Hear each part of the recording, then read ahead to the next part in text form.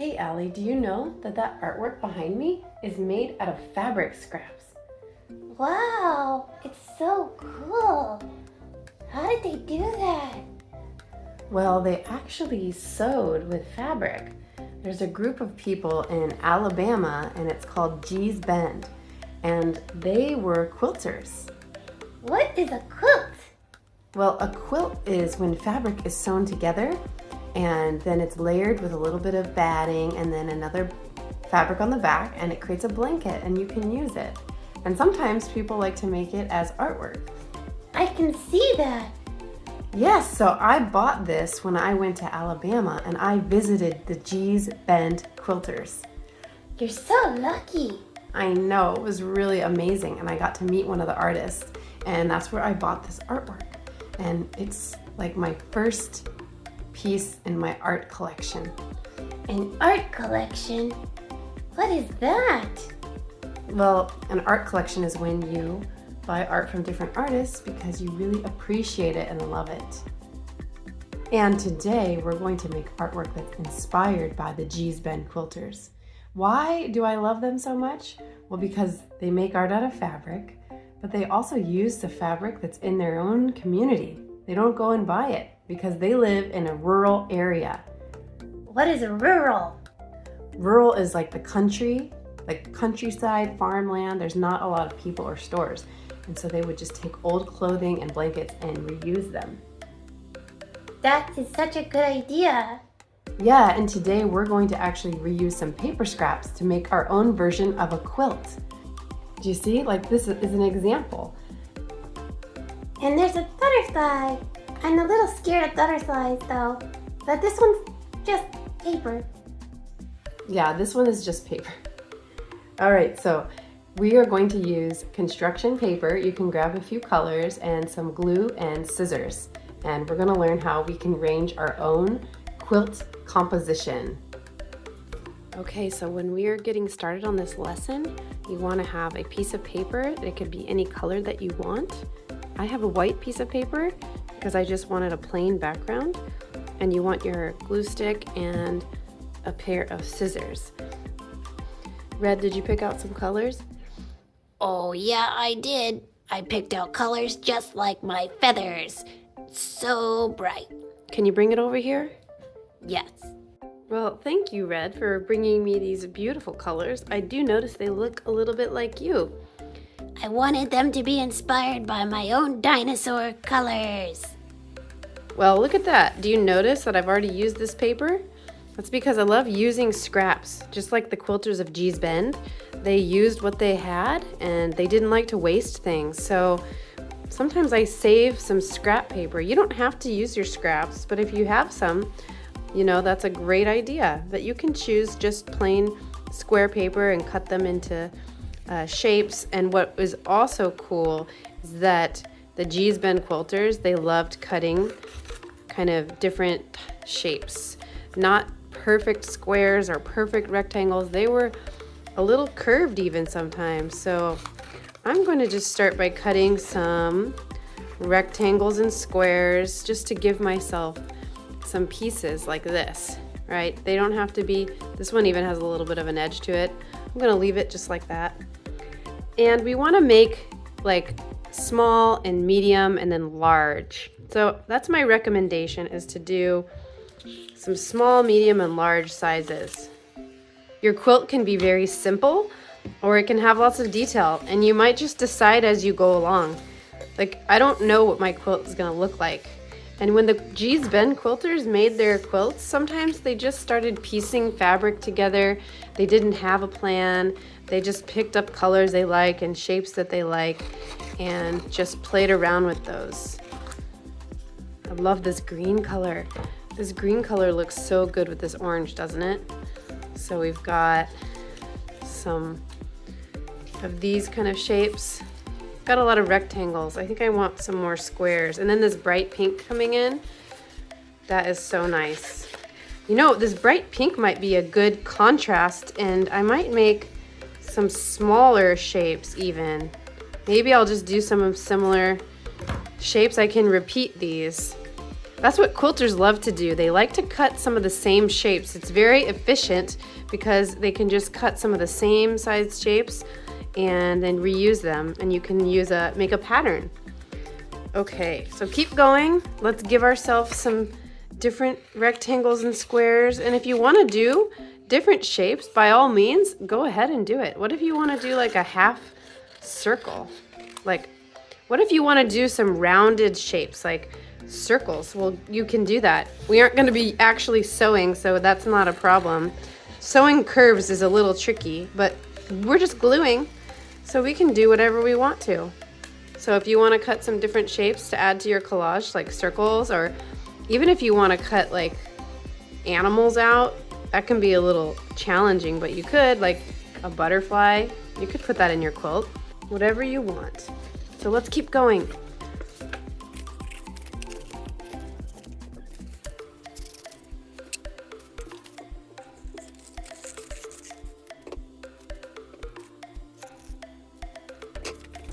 I've got some kind of medium shapes and some smaller shapes and a couple of bigger shapes.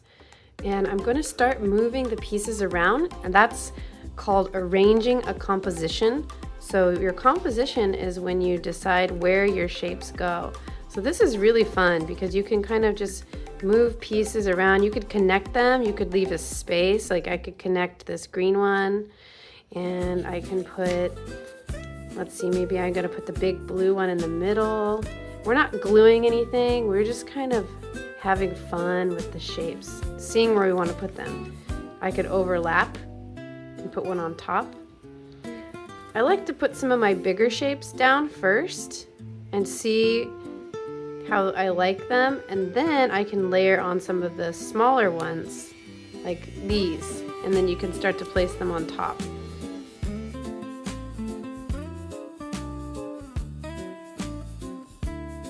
I'm gonna start to glue it down now because I'm ready to say this is how I'd like it to be, and if I want to change it as I go along, I can do that. So the next step is to start gluing it. And you know, things are gonna move when you glue it, right? Because they're not stuck yet. So you might have to remember where things were a little bit, and if it changes, that's okay too. So I think I'm gonna glue this square down to the butterfly first because I'm gonna take that butterfly off and I don't wanna lose that piece. So I know that butterfly is there. And I'm gonna glue this one from the corner. Make sure you put just enough glue. If you put too much, your paper might get a little bit wavy. And if you don't put enough, it's not gonna stick down. I like to go to the edges, and if you have a piece of scrap paper, you can put your paper down on top of it. For example, you can put your paper like this, and you can push your glue stick all the way to the edges. You might get a little glue on your finger, and that's normal. So now this has glue all the way on it, and then I'm gonna put it down and smooth it down with my hand. And then I have to move these pieces a little bit too. I'm gonna go with this one next, and you can just decide which one feels easy, what feels like the easy next step to glue. Like that, smooth it down. And I think the next easy step for me is going to be to do this blue one here. And your idea is gonna change a little bit because you might not remember exactly the order. That's totally fine. And I might cut some more paper and just layer more paper on top. I love to layer.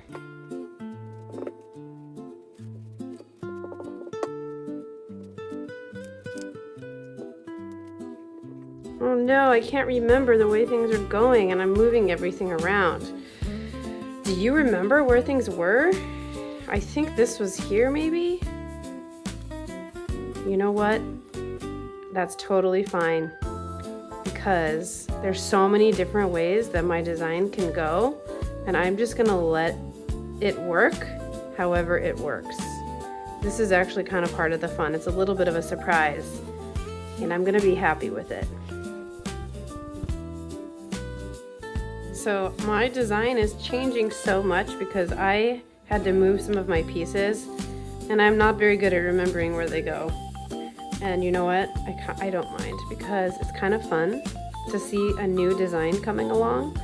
I have these 3 squares that are lined up. That's a trick if you want it to look a little bit more like a quilt.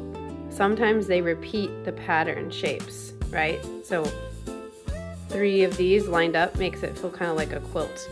I really like this skinny piece, so I'm gonna cut another one because I realize I like kind of a long skinny shape. So that you might discover as you're doing your quilt that you really like a certain shape and you want to make another one. And I'm also leaving a little bit of space around my quilt to give it a border, and that helps to give it kind of a frame. You can go all the way to the edge or you can make a border. Either way is good. So I'm almost done. I have a little space here. I have a white space. You can leave your white spaces. They can be part of your quilt or whatever your background color is. But I think I want to cover mine. So I just go back to my paper scraps and I take a look and I think, what color do I want? And I just decide.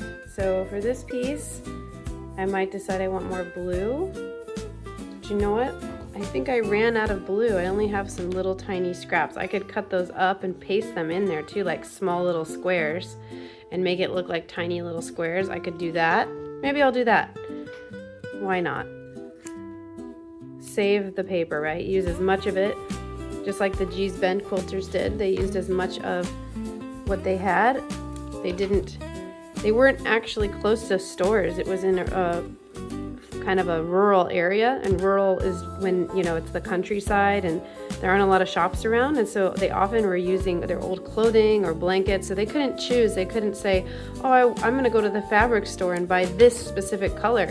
No, they just looked to see what they had. And so that's what I'm doing too with my paper scraps. I'm just kind of looking and seeing what do I have.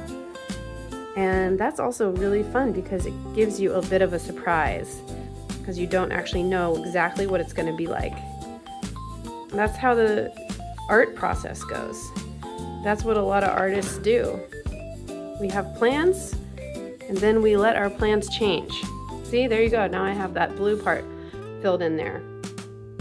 I wonder, what should I put here? What do you think, Red? What do you think is missing here? I say give it yellow, like my beak. Good idea. Give it a yellow square there. I can do that. And do you notice how I cut that? So I wanted it to kind of fit next to this one. So I cut that square there. I'm having so much fun with this. The more that I get closer to being done, the more I want to keep going, which happens to me a lot. Does that happen to you? You start going and then you're like, wait a minute, I don't actually want to be done yet. It's so hard for me to stop. Like, I keep thinking now, well, what else could I add? You could decide that you're done way before me. You want to keep it simple. That's also good. See, I can cut this here if I measure that, and I can keep that even if I want. This is so different than what I originally planned. Do you remember that? It's so different. I'm going to put that square there, that rectangle there. I want to cover that white spot up. And like I said, you don't have to cover up everything. You can leave parts open and blank. This is your art, right? Whenever I'm teaching you, I'm only showing you how things can be done, but it's not the only way. There's so many ways, okay? So always remember that. You can do things the way you think is best for your art. And you can follow along with me and try to copy, and then it will change too. That's how I learned art too when I was a kid. I would just look at stuff and I would try to copy it, but I wasn't trying to make it look exactly. I just kind of used it as inspiration. And that's how I learned. And I learned what I liked and what I didn't like. You're gonna like things, and your friends might like something different, right? You're not gonna always like the same thing as everybody else. And that's totally fine. You know how you know if you're an artist? Well, it's simple. You just make things. It doesn't even matter what it is. You're creating something, you're being an artist. You could be the best drawer in the world. You could draw anything, and if you're not drawing, then you probably won't feel like an artist. Or you could just make scribbles every day of your life. Just make a new scribble every day. And all it is a scribble. Well, guess what? That would still make you an artist. Because that's your expression. And you're making it. And you're doing it. It's taking the action. You're taking action right now to be practicing. It's just like playing sports. It's just a practice. And you just try. That's all you have to do is try, and you do something. And it feels good when you do. But I loved making it. Like, I learn always from when I'm making something. Well, I could just keep going all day, but I think I'm going to wrap it up here. And if you're the kind of person who like always loves to see something in your art, like your dinosaur, I know I have some of you artists who are just amazing dinosaur artists, and you might decide this is a perfect background for some dinosaurs. So if you want to place some dinosaurs in here wherever you want, please do that. And if you love patterns like I do, you might go in and color some patterns, shapes into some of these squares. You can leave it just like this. I think it's pretty awesome just like that. It matches me. Can I wear this? Well, Red, it's not actually made out of fabric, but we could make some. I would love that. Maybe I'll make some clothing for Red. Red just loves to wear color. But anyways, you can keep going and you can decide when to stop. I'm going to add this butterfly, and that's going to be my last touch. And then I would love to see what you've created. So if you can take a picture of your finished work, we would all love to see what you made. Well, I'm going to stop for now. I can't tell you that it's finished because I honestly feel like I would keep going because I just feel like it, but it also could be done. And I have a border. Like I said, you could fill up your whole thing. You could add designs. Have fun with this one.